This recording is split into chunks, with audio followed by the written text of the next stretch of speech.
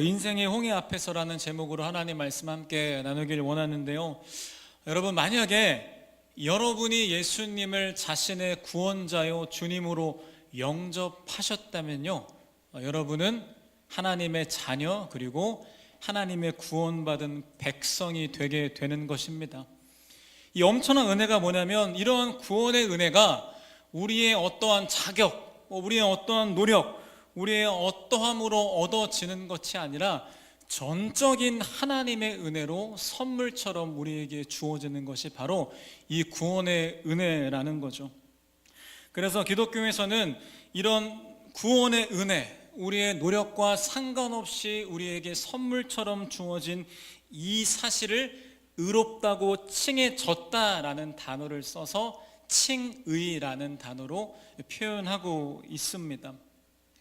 여러분, 그런데 중요한 것은 이런 구원의 은혜는요, 구원의 끝과 완성이 아닙니다. 이거는 구원의 시작일 뿐인데요, 우리에게는 구원받은 백성으로서 또 주님의 자녀로서 이 살아가야 할 삶의 현장이 우리에게 있다는 것을 우리는 기억해야 하는데요, 우리는 구원받은 이후에 하나님의 형상으로 망가진 우리의 모습이 회복되어져 가는 시간이 필요합니다. 그리고 회복되어짐과 동시에 하나님의 사랑을 실천하는 사명을 감당하는 삶을 우리가 살아야 하는데요, 이 모든 삶의 과정을 기독교에서는 성화라는 단어로 표현하고 있습니다. 성화의 단어의 뜻은 거룩하게 되어지다라는 의미를 가지고 있죠. 여러분, 구원을 쉽게 설명해서 동전이라 표현한다면요, 이 칭의와 성화는 동전의 양면처럼 완전히 하나로 연결되어 있습니다. 다시 말하면 우리가 십자가의 은혜를 받은 하나님의 백성이고 자녀라면 반드시 우리는 성화의 과정을 삶으로 살아가야 되고, 그 성화의 과정 가운데 진짜 살아계신 하나님을 경험하게 될 수 있다는 거죠. 그리고 그 은혜를 경험함과 동시에 우리 또한 주의 말씀에 순종하는 최선의 삶을 살기 위해서 많은 노력을 해야 됩니다. 그런데 너무나 감사한 것은 무엇이냐면, 이런 성화의 과정을 우리가 사실 구체적으로 어떻게 살아갈지 잘 알지 못하는데, 하나님께서는 우리에게 하나님 말씀을 주셨거든요. 이 말씀이 무엇이냐면, 구원 이후의 삶인 이 성화의 과정의 삶을 어떻게 살아가야 할지 구체적으로 우리에게 알려주고 있고요, 더 나아가서 그 삶을 살아갈 수 있는 힘까지 이 말씀을 통해서 주님께서 우리에게 주기 원한다는 사실입니다.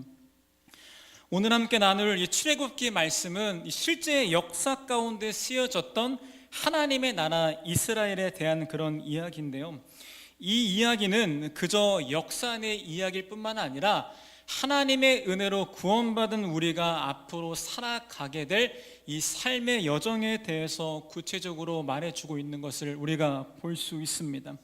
다시 말해서 이 출애굽기 말씀을 통해서 우리의 앞으로 삶의 여정 가운데 어떤 일이 있을지, 그리고 우리가 그 일을 어떻게 대비하고 감당할 수 있을지에 대해서 우리는 이 말씀을 통해서 알 수 있다는 사실이죠. 그런데 많은 사람들이 오해하는 것은 무엇이냐면, 하나님께서 나를 사랑해서 구원하셨으니까 당연히 우리의 구원받은 이후의 삶도 이 푸른 초장과 쉴만한 물가가 아닐까라는 이 기대를 하게 되거든요. 분명히 그런 시기도 찾아옵니다. 그런데 중요한 것은 특별히 오늘 출애굽기 말씀을 통해 보니까 이 구원받은 우리의 삶의 이후의 모습이 이 푸른 초장과 쉴만한 물가가 아니라 이 우리의 앞길을 가로막고 있는 어떤 문제들이 있는 것처럼 보여지고 있습니다. 특별히 오늘 읽었던 본문을 보니까 하나님의 은혜로 구원받은 이스라엘 백성들이 여러분 하나님의 인도하심을 따라 가는 중에 그들의 힘으로 도저히 해결할 수 없는 거대한 홍해를 눈앞에 마주하고 있는 장면이 기록되고 있습니다. 이처럼 우리의 인생 속에서도 이 거대한 홍해처럼 결코 우리 힘으로 넘어갈 수 없는, 우리 힘으로 극복할 수 없는 커다란 문제들이 찾아올 수도 있다는 것이죠. 그래서 오늘은 이 설교를 시작함에 앞서서 말씀을 나누기 전에 한 가지 단어에 대한 정의를 좀 만들기 원하는데요, 앞으로 인생의 홍해라는 단어를 표현하게 된다면 이 단어의 뜻은 우리의 힘으로 결코 해결할 수 없는 우리의 삶을 가로막는 문제라는 뜻으로 이해하면 좋을 것 같습니다. 다시 말씀드리면요, 인생의 홍해라는 단어는 이 설교 안에서 우리의 힘으로 결코 해결할 수 없는 우리의 인생을 가로막는 문제라는 정의로 이 말씀을 전개해 갈 예정입니다. 아마 여기 계신 대부분의 분들이 하나님의 은혜로 구원받은 백성임에도 불구하고 아마 삶 속에서 우리의 힘으로 어떻게 할 수 없는 이 거대한 홍해를 마주한 적이 있을 거라고 생각합니다. 이 사람마다 홍해의 문제가 다 다른 시기에 다른 모습으로 찾아오게 되는데요, 어떤 사람에게는 진짜 앞에 바다가 막힌 것처럼 환경적인 상황적인 문제가 인생의 홍해로 찾아올 수도 있습니다. 그리고 어떤 사람에게는 자신의 힘으로 아무리 노력해봤자 계속 넘어지는 이 반복되는 죄의 문제가 인생의 홍해의 문제처럼 찾아올 수도 있겠죠. 그리고 어떤 사람에게는 물질적인 문제가 인생의 홍해일 수도 있고요, 어떤 사람에게는 관계적인 문제가 인생의 홍해일 수도 있고, 어떤 사람에게는 육신의 건강의 문제가 인생의 홍해처럼 찾아올 때가 있겠죠. 중요한 것은 인생의 홍해가 우리에게 어떤 종류로 어떤 시기에 찾아올지는 아무도 모르지만, 중요한 것은 구원받은 우리의 삶 속에서 이런 인생의 홍해가 반드시 찾아오게 된다는 사실입니다. 그래서 오늘은 출애굽기 본문 말씀을 통해서 이 구원받은 우리들이 인생의 홍해 앞에 서게 되었을 때 우리가 반드시 기억해야 할 세 가지에 대해서 함께 나눠보기 원하는데요, 제가 간절히 바라는 것은 오늘 말씀을 통해서 인생의 앞길을 가로막는 인생의 홍해 앞에 계신 분들이 있다면 하나님의 위로를 경험했으면 좋겠고요, 여전히 우리를 인도하시는 주님의 손길을 경험하게 되기를 진심으로 축복합니다. 우리가 기억할 첫 번째입니다. 이 첫 번째는 뭐냐면요, 인생의 홍해는 우리가 예상하지 못한 순간에 찾아올 수도 있다는 겁니다. 인생의 홍해는 우리가 예상하지 못한 순간에 찾아올 수도 있다는 거죠. 여러분, 말씀 들으실 때 특별히 오늘 본문의 이스라엘 백성에게 우리의 감정을 많이 이입하면 좋을 것 같은데요, 이 감정 이입하기 위해서 먼저 이 본문의 이스라엘 백성이 처한 이 배경적인 상황을 함께 짧게 나눠봤으면 좋겠습니다. 먼저 하나님께서는 모두 알겠지만 이집트의 노예로 고통받고 있는 이스라엘 백성을 하나님의 종 모세를 통해서 출애굽시키게 되죠. 한마디로 구원받게 됩니다. 그리고 하나님께서는 전능하신 능력으로 이 이집트 사람들 앞에서 하나님의 능력을 드러내면서 이스라엘 백성을 구원하시거든요. 특별히 그게 10가지 재앙이라 그래서 누가 봐도 초자연적인 기적으로 하나님께서 이스라엘 백성들을 구원하고 있는 것을 볼 수 있습니다. 다시 말하면 그 전까지 이스라엘 백성 중에서 하나님에 대해서 진짜 있나? 일하여 주시나? 라는 의심이 있었다 하더라도 이 10가지 기적을 다 본 이후에는 아마 아무도 주님을 의심하거나 그분에 대해서 의심을 갖게 되지 않았을 거라고 생각합니다. 특별히 그 중에서 10번째 재앙이 좀 특별한데요, 10번째 재앙이 뭐냐면 하나님께서 한날 한시에 죽음의 사자를 이집트 전역에 보내서 그 땅 전역에 있는 이 첫 번째 아들을 죽게 하는 진짜 무서운 그런 재앙이었습니다. 그런데 하나님께서 이스라엘 백성들에게만 말씀하신 게 뭐냐면 이 집 문의 문설주에 어린 양의 피를 발라놓으면 그 집은 죽음의 사자가 장자를 죽이지 않고 피해 가는 은혜를 주겠다라고 약속하셨던 거죠. 그런데 실제로 이 문설주에 어린 양의 피를 바른 집의 장자는 죽지 않는 이 구원의 은혜를 경험하게 되었는데요, 이스라엘 백성들은 이때 은혜를 기억하기 위해서 유월절이라는 명절을 만들어서 이 하나님의 구원의 은혜를 기념하게 되었습니다. 그리고 이러한 역사 이후에 하나님께서는 이스라엘 백성들을 이집트를 떠나서 이동하는 가운데도 눈에 보이는 역사를 주시는데요, 이 밤에는 불기둥을 만들어 주십니다. 엄청나죠? 그리고 낮에는 구름 기둥으로 인도하시면서 우리의 눈에 보이게 하나님의 일하심을 강권적으로 보여주는 시기가 바로 이 시기입니다. 다시 말하면 하나님의 구원의 은혜를 이 백성들이 경험했고요, 말도 안 되는 이 기적의 경험들을 너무나 많이 보여줬기 때문에 이스라엘 백성들의 마음 가운데는 앞으로 일하실 하나님에 대한 기대감이 넘쳐 있는, 다시 말하면 충만한 상황이 바로 이 본문의 상황입니다. 그런데 이런 상황 속에서 예상치 못하게 이스라엘 백성들이 눈앞에 홍해를 마주하게 되었다는 사실이죠. 그리고 홍해뿐만 아니라 갑자기 뒤늦게 이스라엘 백성들을 쫓아오는 이 이집트 바로의 군대의 소식까지 듣게 됩니다. 여러분, 다시 말씀드리면 지금 이 백성들은 죄악에 빠져 있는 그런 상태가 아닙니다. 오히려 하나님의 인도하심 따라서 그저 순종하며 따라갔을 뿐인데 자신의 앞길을 막고 있는 홍해를 마주하게 되었다는 사실이죠.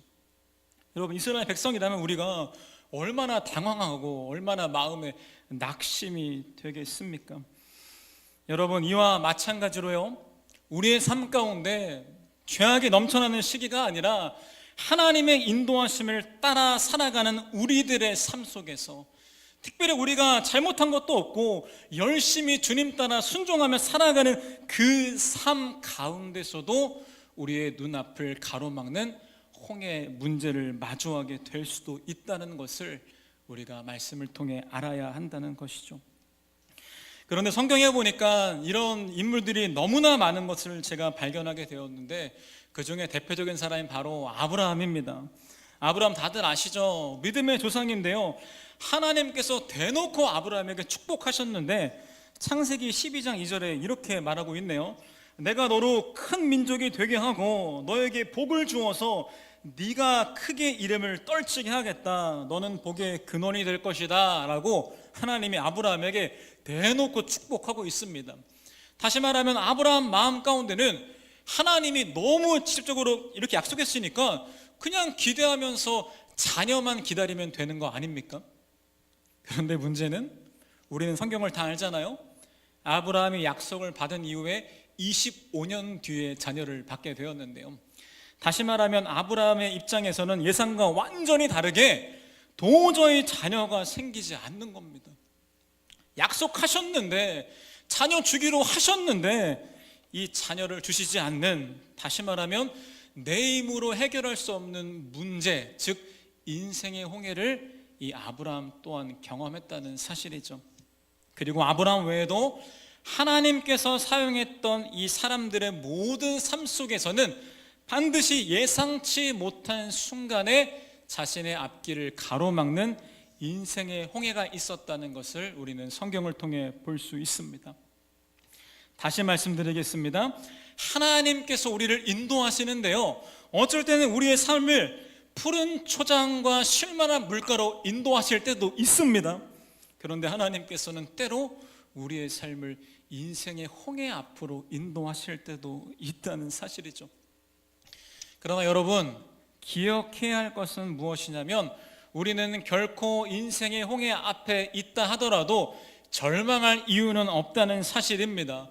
왜냐하면 우리를 홍해 앞으로 인도하신 분이 바로 하나님이시고, 우리의 눈앞에 홍해를 가르게 하실 분도 하나님이시기 때문입니다. 오늘 본문 이전에 출애굽기 13장 18절에 보니까 인생의 홍해로 인도하신 분이 하나님이라고 말하고 있는데, 같이 말씀 읽도록 하겠습니다. 시작.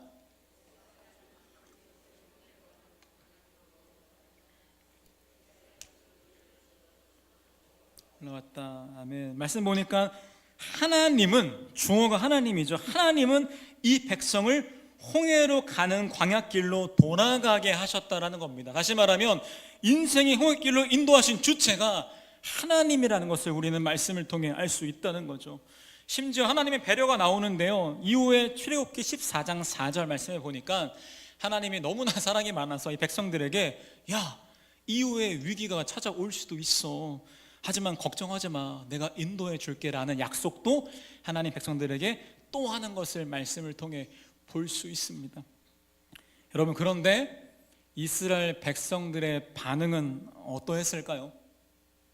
지금까지 하나님께서 인도하셨고 앞으로 승리하게 하신다고 약속하셨음에도 불구하고 막상 백성들 앞에 홍해가 펼쳐지니까 뒤에서 군대가 쫓아오니까 백성들이 바로 하나님께 원망과 불평을 쏟아내는 것을 우리가 성경을 통해 볼 수 있다는 사실입니다. 출애굽기 14장 11절 말씀인데요, 우리 함께 읽겠습니다. 시작.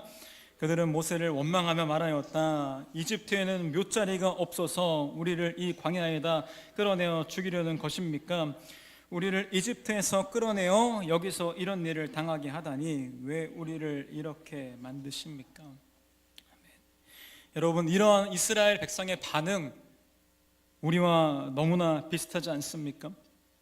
사실 우리 삶 가운데 지금까지를 돌이켜보면 수많은 주님의 은혜가 있었습니다. 그리고 지금도 말씀을 통해 우리를 향한 주의 약속이 선포되고 있는데요, 그렇게 주님께서 우리의 삶을 지금까지 인도해 오셨지만 막상 우리가 인생의 홍해 앞에 서게 될 때면 우리는 하나님을 기대하고 신뢰하기보다 하나님을 원망하고 불평하는 것이 바로 연약한 우리의 모습의 실체라는 거죠. 그때 불평하는 백성들에게 모세가 격려하며 이렇게 말씀을 선포하고 있는데요, 13절 말씀 같이 읽었으면 좋겠습니다. 시작. 모세가 백성에게 대답하였다. 두려워하지 마십시오. 당신들은 가만히 서서 주님께서 오늘 당신들을 어떻게 구원하시는지 지켜보기만 하십시오. 당신들이 오늘 보는 이집트 사람을 다시는 볼 수 없을 것입니다. 아멘. 모세의 말은 뭐냐면 가만히 서서 주님께서 오늘 당신들을 어떻게 구원하시는지 지켜보라고 말하고 있습니다. 여러분, 인생의 홍해 앞에 서면 우리가 흔들리지 않을 수는 없습니다. 흔들리겠죠. 넘어지겠죠. 때로는 주님께 토설하며 기도하겠죠. 때로는 마음이 어렵겠죠. 하지만 중요한 것은 저 역시 홍해 앞에서는 항상 힘들어하고 흔들리고 넘어지지만 제가 주 앞에 결단한 한 가지는 절대로 그 자리를 떠나지 않겠다는 결단이었습니다. 다시 말하면 우리가 홍해 앞에 섰을 때 여러분 힘들어해도 괜찮습니다. 하지만 우리 마음속에는 홍해로 인도하신 분도 하나님이시고 홍해를 가르실 분도 하나님이라는 사실을 기억하며 하나님께서 홍해를 가르실 때까지 우리는 잠잠히 주님을 기다려야 한다는 사실입니다. 넘어지고 흔들려도 우리는 이 시간을 견뎌내야 한다는 것입니다.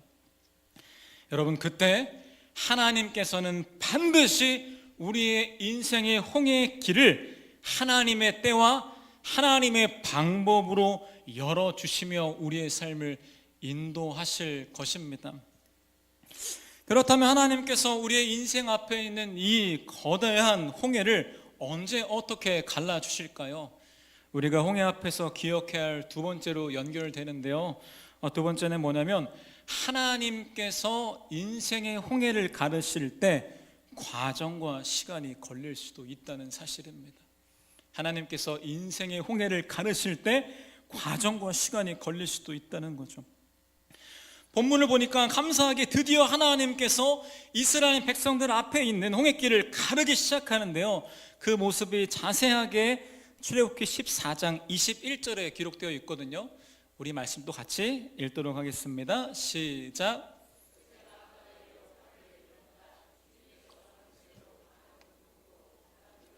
밀어내시니 바다가 말라서 바닥이 드러났다. 바닷물이 갈라지고. 아멘. 저는 말씀을 공부하기 이전에 제가 애니메이션으로 이 모세 홍수 사건을 접했거든요. 혹시 보신 분들 계신가요? 제 기억에 보니까 이렇게 했죠. 모세가 하니까 바다가 확 갈라집니다. 맞죠? 그런데 제가 놀랐던 게 뭐냐면 이 말씀을 공부해 보니까 이 애니메이션과 실제 인하심의 모습이 다른 걸 제가 발견하게 되었습니다. 어떤 모습이냐? 말씀을 보니까 주님께서 밤새도록 강한 동풍으로 바닷물을 뒤로 밀어내셔서 홍해를 갈랐다는 사실을 제가 알게 되었다는 거죠.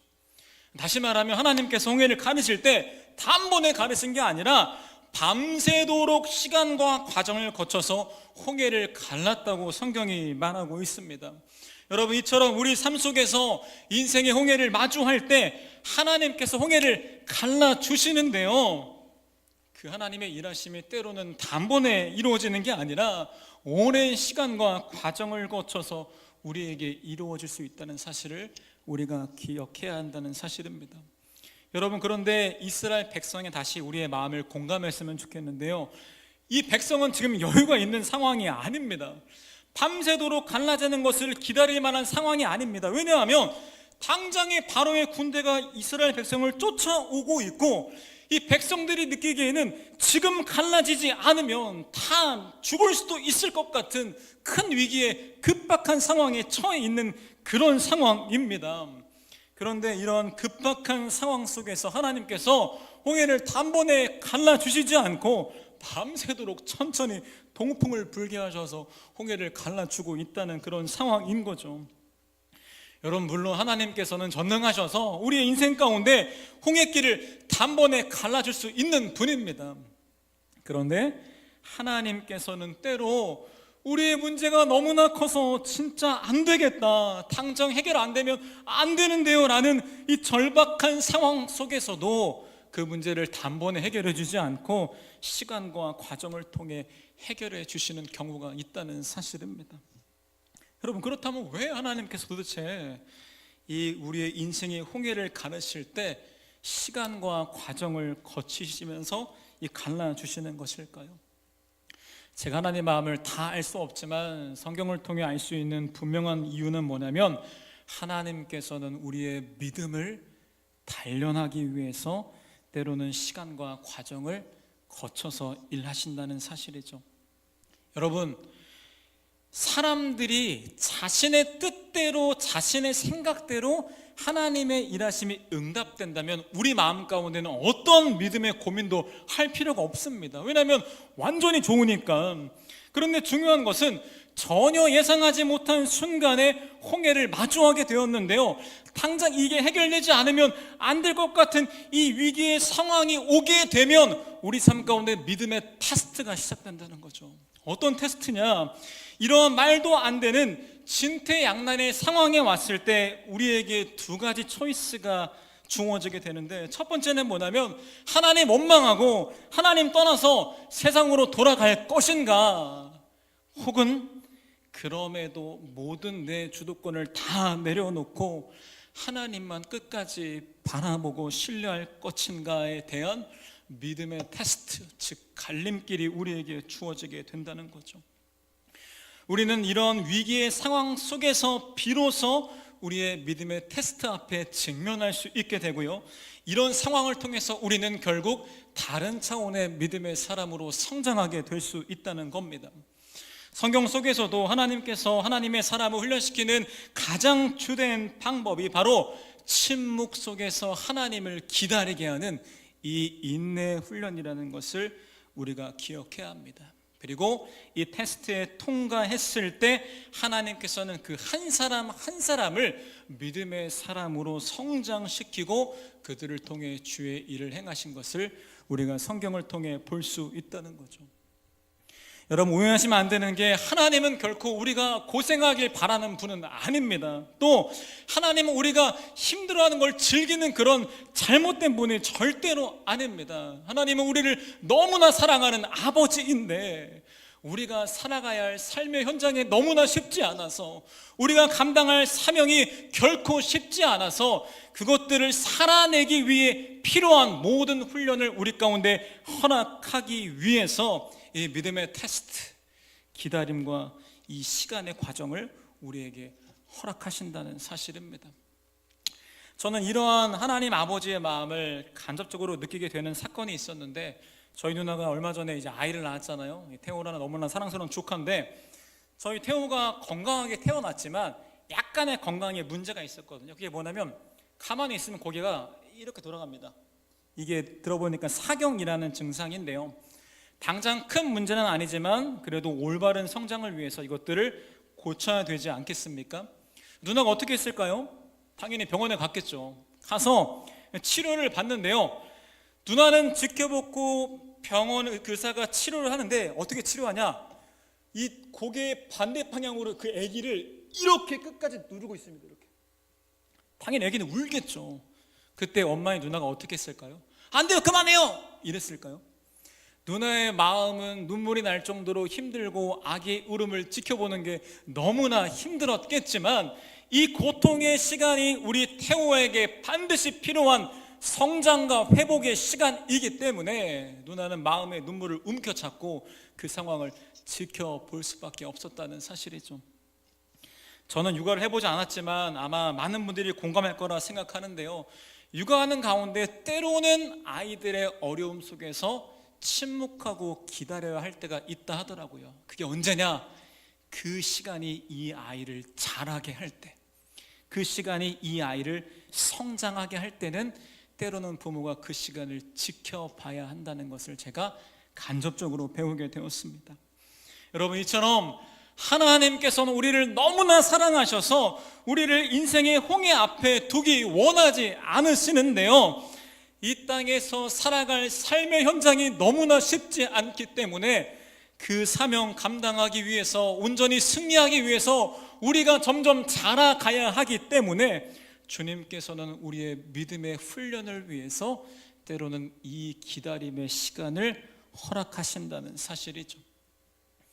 그리고 또 한 가지 기억해야 할 중요한 사실이 있는데요, 여러분, 하나님의 일하심에는 과정과 시간이 걸릴 수도 있지만 어쩌면 우리를 향한 주님의 일하심이 이미 시작된지도 모르겠습니다.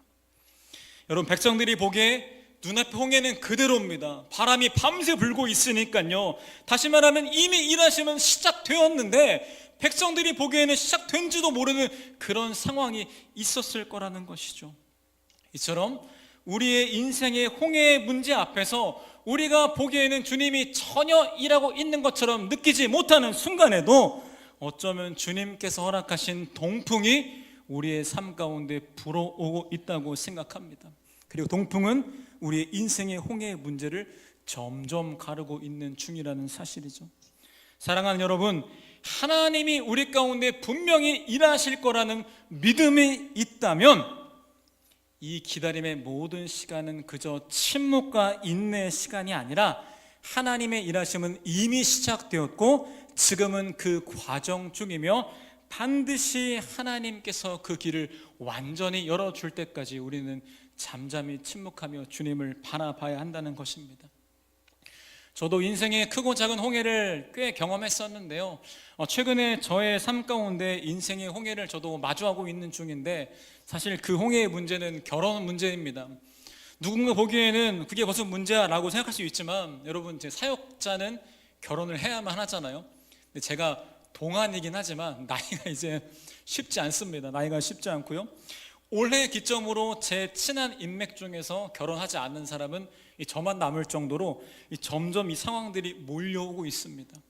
해야만 하는데 기회도 사라지고 제 마음의 여유도 사라지고 여러 가지가 마치 이 바로의 군대에 쫓기고 있는 가운데 홍해 앞에 선 이스라엘 백성과 같은 마음을 제가 느낄 때가 참 많이 있다는 거죠.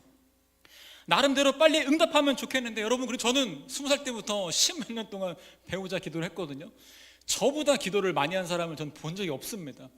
그럼에도 막혀있는 이 상황에서 제 마음에 위기가 찾아올 때, 이 말씀을 묵상할 때 제 안에 이런 생각이 들었습니다. 혹시 지금 이 기다림의 시간도 주님께서 홍해를 가르고 있는, 동풍이 불고 있는 과정이 아닐까라는 생각이 제 안에 들었던 거죠. 여러분, 물론 아직까지 별로 해결될 기미가 보이진 않습니다. 하지만 제가 결단한 게 하나 있는데요, 적어도 이 과정의 시간을 낭비하지 말자. 후회하지 않게 더 운동하고 더 공부하고 기도하고 말씀 보고 사기 열심히 해서 나중에 이 시기를 돌아봤을 때 이 시기가 주님의 일하심의 과정이다라고 간증할 수 있게 최선을 다해보자라는 결단을 제가 하게 되었다는 사실입니다. 여러분, 물론 여전히 제 안에 걱정은 엄청 많습니다. 제때 열릴까? 다르게 생각하면 열리기는 할까? 라는 두려움이 제 안에 사실 여전히 있습니다. 그런데 저는 결단하는 것은 말씀처럼 최선을 다하되 잠잠히 주님을 기다릴 것입니다. 그리고 주님께서는 주님의 방법으로 주님의 때에 저의 삶 가운데 일하실 것을 제가 기대하고 있습니다. 여러분 기억하십시오. 하나님이 여러분의 인생, 우리의 인생 가운데 있는 홍해를 갈라 주실 건데 그 과정과 시간이 걸릴 수도 있다는 사실입니다. 그러나 우리가 느끼지는 못하고 우리에게 보이지는 않지만 어쩌면 하나님이 허락하신 동풍이 저는 지금 우리 모두의 삶 가운데 불고 있다고 저는 믿습니다. 이미 시작된 하나님의 응답의 과정 속에서 주님께서 우리의 믿음을 단련시키기 위한 목적을 기억하면서 여러분 끝까지 포기하지 않고 인생의 홍해가 열릴 때까지 잠잠히 그 자리를 함께 지켰으면 좋겠습니다.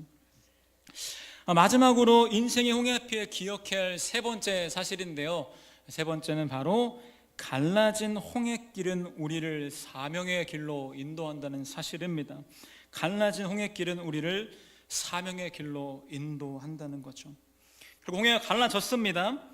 그리고 22절에 보니까 이 백성들이 그 길을 걸어가는 장면이 기록되어 있는데요, 21절 같이 함께 읽겠습니다. 시작.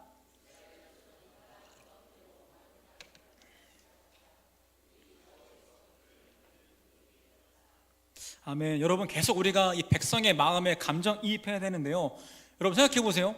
군대가 오고 있습니다. 홍해 앞에 있죠. 중내산의 이 최애 절정의 위기의 순간에 밤새도록 동풍이 불어서 이 갈라졌습니다. 그 길을 걸어가고 있는 거죠. 우리의 마음 어떨까요? 우와 막 감격 환호 막 주님께 찬양 예배 막 감사 막 난리 나겠죠 여러분. 막 그렇게 이 갈라진 홍해길을 건너는 이스라엘 백성들의 마음 가운데는 이전의 원망과 두려워하는 마음이 아니라 이 모든 기다림의 시간이 보상되듯이 완전한 감격과 환희를 경험했을 거라고 생각하는데요, 여러분 우리의 인생 가운데도 우리의 눈앞을 가로막는 홍해길이 열리게 될 건데 여러분 그때는 우리 마음에 있는 눈물과 아픔으로 기다렸던 모든 시간이 보상이라도 되듯이 우리는 주님께 온전한 감사와 찬양을 올려드리겠죠. 그런데 중요한 것은 뭐냐면 반드시 기억해야 할 사실이 있는데, 하나님께서 우리 가운데 홍해길을 왜 갈라주셨는가? 다시 말하면 이 갈라진 홍해길은 우리를 어디로 인도하는가에 대한 기억이 너무나 중요하다는 겁니다. 여러분 많은 사람들이 하나님의 기적과 응답을 경험하게 되면 자아도취에 빠집니다. 하나님 감사합니다 뭐 간증하고 순간에 취하는 거죠. 여러분 당연히 그래도 괜찮습니다. 하지만 그저 그 기적의 사건에만 우리가 심취해 있다면 우리 삶은 거기서 멈춰버릴 수도 있다는 거죠. 그리고 여러분 중요한 것은 저도 하나님의 기적 경험했거든요. 인간의 연약함은 무엇이냐면 시간이 지나면 그 기적이 희미해지더라고요. 그 기적이 별거 아닌 것처럼 무뎌지더라고요. 그리고 또다시 인생의 홍해가 찾아오게 되면 우리는 또다시 걱정과 두려움에 빠지게 되고, 이런 상황 허락한 주님께 원망 던지는 게 바로 우리의 존재의 모습이라는 겁니다. 바로 성경 속의 이스라엘 백성이 똑같이 그랬는데요, 홍해가 갈라졌죠. 이 백성들이 주님을 찬양하고 막 높여드렸습니다. 그런데 성경을 보니까 이후에 이스라엘 백성들 눈앞에 홍해와 같은 문제들이 또 찾아오거든요. 그런데 이 백성들은 하나님의 일하심을 기억하고 주님을 신뢰하기보다 바로 주님을 원망하고 주님이 주신 사명과 목적을 다 잊어버리고 그저 광야에서 먹다 죽는 의미 없는 인생으로 시간을 보다가 다 인생 끝나게 된다는 것입니다. 여러분 그렇기 때문에 우리가 기억해야 할 중요한 것은 하나님께서 홍해를 갈라주신 사건도 너무나 중요하지만 그것보다 홍해를 갈라주심으로 우리를 어디로 인도하기를 원하느냐에 대해서 반드시 기억해야 하는데요, 하나님은 우리를 사명의 길로 인도하기 원한다는 사실이죠. 아마 많은 사람들이 홍해길을 갈라본 그런 기적의 경험들을 한 적이 있을 것 같은데요, 여러분 그렇게 주님이 일하신 것은 나의 편안과 나의 안락과 나의 유익만을 위해서 홍해를 갈라주신 것이 아니라 하나님께서 그 받은 축복과 간증을 통해서 사명 감당하라고 우리 가운데 은혜 주신 것을 기억해야 합니다. 여러분, 그렇다면 우리의 주신 그 사명 무엇입니까? 간단하게 표현하면 아까 말했던 아브라함이 받았던 약속과 똑같은데요, 우리의 사명은 망가진 우리의 존재가 하나님의 형상으로 회복되어져 가는 것, 그리고 그 하나님 닮은 모습으로 하나님의 사랑을 실천하여 하나님께 돌아오게 하는 축복의 통로가 바로 우리의 사명이라는 것을 기억해야 합니다. 여러분, 하나님께서 이스라엘 백성들 왜 이집트에서 구원했을까요? 하나님께서 왜 홍해에 갈라주셨을까요? 그 모든 이유는 이스라엘 백성들을 축복의 통로로서 사용하기 위해서, 다시 말하면 사명 때문에 그들을 구원했다는 것을 기억해야 합니다. 이와 동일하게 하나님께서 우리의 삶을 인도해 가시는데요, 우리를 훈련시키는데요, 우리의 앞길을 열어 가실 건데요, 그 모든 목적은 하나님 나라의 사명 때문이라는 것을 우리가 기억해야 한다는 거죠. 여러분, 우리가 목적과 사명을 기억할 때 우리 삶에 푸른 초장이 있다면 온전히 주님께 감사드리며 누릴 수 있게 되는 거고요, 때로 눈앞에 홍해가 있을 때에도 우리의 사명을 기억한다면 그 시간을 믿음의 훈련의 시간으로 견딜 수 있게 되는 거고, 눈앞에 홍해가 갈라지는 기적을 경험하는 그 순간에도 이후에 인도하실 주님의 길을 바라볼 수 있다면 우리는 그 상황에 심취하지 않고 주님의 인도하심 따라서 사명을 감당하게 된다는 사실입니다. 여러분, 혹시 하나님이 홍해를 갈라주셔서 넘치는 축복 가운데 살고 있지 않습니까? 여러분, 그 축복 하나님의 사명 위에 사용하셔야 됩니다. 혹시 인생의 홍해 앞에서 고통스러운 인내 시간을 견디고 계십니까? 그때도 사명을 기억하며 그 시간을 견뎌내셔야 됩니다. 그리고 혹시 지금 이 순간에 눈앞에 홍해가 갈라지는 기적을 경험하게 되어진다면 그 기적에 심취하기보다 기적 이후에 우리를 인도하시는 그 사명의 길을 우리가 바라보며 묵묵히 그 길을 걸어가야 한다는 겁니다. 정리하면 하나님께서는 나의 기쁨, 나의 유익, 나의 편함이 아니라 하나님 나라의 기쁨, 하나님 나라의 유익을 위해서 우리의 모든 삶을 사용하길 원하신다는 것이죠. 어쩌면 우리는 갈라진 홍해길을 건너간 다음에 또 홍해를 마주할 수 있게 되는데요, 그때도 우리가 사명과 목적을 기억한다면 우리는 그 길을 감당하고 완주할 수 있을 것입니다. 제가 순천 지역에 사역했었을 때 체력을 좀 증진시키기 위해서 러닝을 시작했거든요. 그래서 나름대로 비싼 러닝복 사고 운동화 사서 뛰기 시작했습니다. 여러분, 저는 뭐 아시는 분 알겠지만 완전한 길치인데요, 근데 러닝할 때만큼 핸드폰에 자유롭고 싶어서 핸드폰을 안 가지고 갔습니다. 그리고 무작정 뛰기 시작했죠. 왜 그럴 수 있었을까요? 왜냐하면 멀리 가도 멀리서 저희 집 아파트의 위치가 보였거든요. 제가 막 뜁니다. 어떤 길은 내리막길이에요, 어떤 길은 오르막길이고, 어떤 길은 뭐 숲속에 있는 그런 길도 있었습니다. 막 뛰게 되죠. 그런데 제가 뛰면서 힘들죠. 숨이 차죠. 그만 뛰고 싶기도 하죠. 하지만 제가 어떻게 해야 할지에 대한 막연한 두려움과 걱정은 없었거든요. 왜냐하면 어디로 뛰든 간에 저는 돌아갈 목적지가 있었기 때문에 제 안에 피곤함은 있지만 두려움은 있지 않더라고요. 우리의 신앙생활, 구원받은 이후의 삶을 살아갈 때 여러분, 우리가 때로는 내리막길처럼 뛰어갈 때도 있습니다. 때로는 오르막길을 걸어갈 때가 있고요, 때로는 숲속의 길을 걸어가고, 때로는 홍해의 길에 막힌 것처럼 우리 길이 막혀가는 순간이 찾아올 수도 있습니다. 그러나 우리가 분명한 목적과 사명을 기억하고 있다면 우리는 힘들지언정 절망하진 않을 수 있게 된다는 거죠. 하나님께서 우리의 삶을 하나님 나라 확장이라는 사명을 위해서 열심히 의미 있는 삶을 살아가게 하실 것이고요, 그리고 각자에게 맡겨진 사명을 다 마무리하고 우리는 하나님과 영원히 함께할 하나님의 나라 천국으로 갈 분명한 목적지가 있기 때문에 우리의 인생에 완전한 절망은 있을 수가 없다는 겁니다. 우리에게 홍해의 길을 허락하신 분도 주님이시고 홍해를 갈라주신 분도 주님이십니다. 그리고 그 모든 이유는 우리의 삶 가운데 가장 아름답고 의미 있는 하나님 나라의 사명을 살아가게 하기 위해서, 그 길을 완주하게 하기 위해서 우리의 인생의 홍해길을 가르신다는 주님의 사랑과 목적을 꼭 기억했으면 좋겠습니다. 그리고 우리 모두가 그 사명의 길을 함께 손잡고 주님 안에서 걸어가게 되시기를 진심으로 축복합니다. 결론의 말씀 드리겠습니다. 반주해 주시고요. 사랑하는 여러분, 와닿지 않을 수도 있겠지만 우리의 어떠한 것 상관없이 우리가 하나님 백성과 자녀로 구원받은 거 진짜 큰 은혜거든요. 더 감사한 건 뭐냐면 구원하고 끝 이게 아니라 구원하신 이후에 우리의 살아갈 삶 가운데 우리를 내버려 두지 않으시고 우리를 끝까지 붙드시며 우리의 삶을 이 목적대로 인도해 가시는 주님의 은혜가 있다는 것을 기억했으면 좋겠습니다. 그런데 여러분, 그 길을 걸어갈 때 때로는 푸른 초장일 때도 있는데, 여러분 때로는 인생의 홍해길 앞에서 큰 문제를 마주해서 낙심할 때가 찾아오거든요.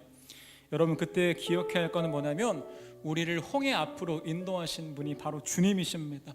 그리고 주님은 반드시 우리의 인생의 홍해를 갈라주실 것인데요, 때로는 그 가르치는 과정 가운데 시간과 과정이 오래 걸릴 수도 있겠지만 하나님이 모든 시간을 통해서 우리를 믿음의 사람으로 단련시켜 가실 거고요, 결국 우리를 사명의 길로 인도하시며 우리가 완주하는 그날까지 주님의 사랑으로 우리를 강권해 주실 것입니다. 혹시 여러분 인생의 홍해 앞에 서 계십니까? 그렇다면 힘들어하세요. 흔들리세요. 넘어지기도 하세요. 그러나 중요한 것은 끝까지 포기하지 않으시길 부탁드립니다. 그렇게 우리의 길에 열어가실 주님을 바라보면서 너희는 잠잠히 있을 때 하나님의 일하심을 간증하는 삶이 되기를 진심으로 축복합니다.